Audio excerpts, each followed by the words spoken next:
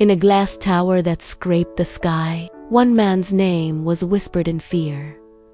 Mr. Raymond, the CEO. He was a titan of industry, draped in wealth and power. But his heart was a fortress of ice. To him, people were not souls, but mere cogs in his relentless machine. A smile was a foreign language to him, and the words thank you were an extravagance he never afforded anyone.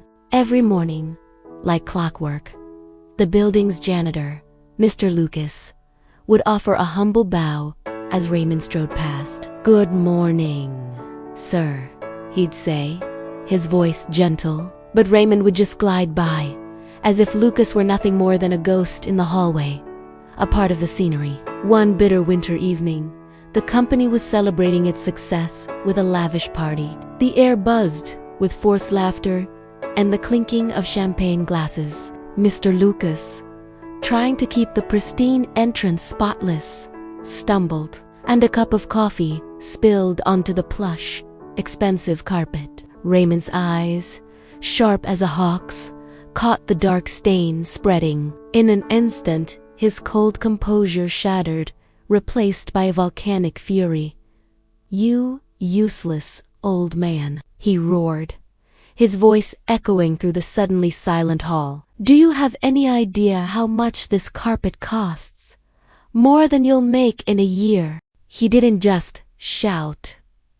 He tore into Mr. Lucas, stripping him of his dignity in front of colleagues and clients. "To punctuate his cruelty," he declared, "and I'm docking your pay for this." With his head bowed low, shame burning his cheeks, Lucas whispered, his voice trembling, "I'm so sorry, sir. My son.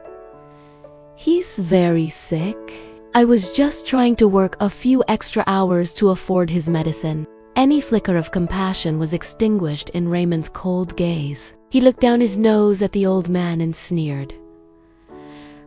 "That's not my problem. If you can't handle a simple job, then find another one." The words hung in the air, sharp and final. "You're fired." Just like that, in the middle of the opulent party, a man's livelihood was extinguished. That night, Lucas returned to his small, cold apartment, his heart a leaden weight in his chest. Tears he had held back now streamed freely down his weathered face. His little boy, frail and pale, in his bed, looked up with tired eyes. "Dad, did you get the medicine?" he asked, his voice a fragile whisper. Lucas rushed to his son's side, gathering him into a tight embrace, trying to shield him from the harshness of the world. "I will, my son," he choked out, his own hope wearing thin. "I promise I will." But fate, in its infinite cruelty, had other plans. Without a job, without money, Lucas was a man adrift in a storm. He scrambled, he begged, he pleaded for help, but every door was slammed shut. By morning, his son's condition had taken a devastating turn. He raced against time, but it was a race he was destined to lose. He was too late. His son was gone, and from that day forward, Lucas, broken and hollowed by grief, vanished without a trace. Months rolled by. The wheel of fortune, which had spun so favorably for Raymond, began to turn. His empire, once thought untouchable, started to crumble. A monumental deal, the cornerstone of his future, collapsed spectacularly. Terrified investors pulled their money out, one by one, like rats deserting a sinking ship. Bankruptcy wasn't just a possibility. It was a looming certainty. One stormy night, as rain lashed against his windshield, blurring the world into a mess of light and shadow, Raymond was driving home. His mind, a tempest of failure and regret, was distracted. The car hydroplaned, spinning wildly out of control before slamming with a sickening crunch into a massive tree. The world went black. He awoke to the sterile white of a hospital room, the rhythmic beeping of machines, his only company. A doctor entered, his face grim but reassuring. "You're incredibly lucky, sir. You'll recover. It's all thanks to the man who saved you. He pulled you from the wreckage just before the car burst into flames. He risked his own life for you." Raymond, his head throbbing, was bewildered. Who was he? A nurse, who was adjusting his foredrip, replied softly, "He's a volunteer here. An old man. His name is Lucas."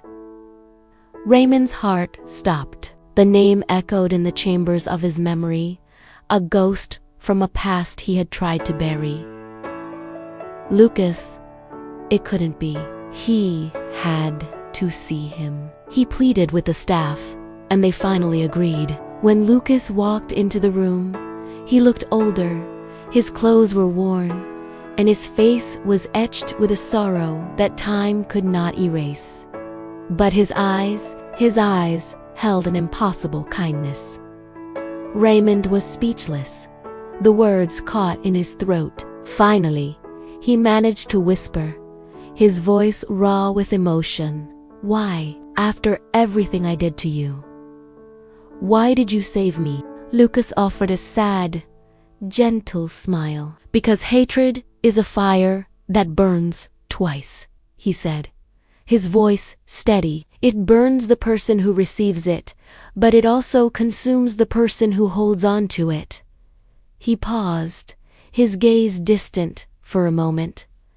"My son, he was a kind soul. He would have wanted me to forgive." In that moment, the dam of Raymond's pride, arrogance, and guilt broke. A lifetime of coldness melted away in a flood of hot, shameful tears. He struggled to get out of bed, falling to his knees and clutching Lucas's worn hand. "I'm sorry," he sobbed, the words he had never learned to say now pouring from him. "I'm so sorry. I finally understand." That day was a rebirth for Raymond. He didn't just rebuild his company, he rebuilt his soul.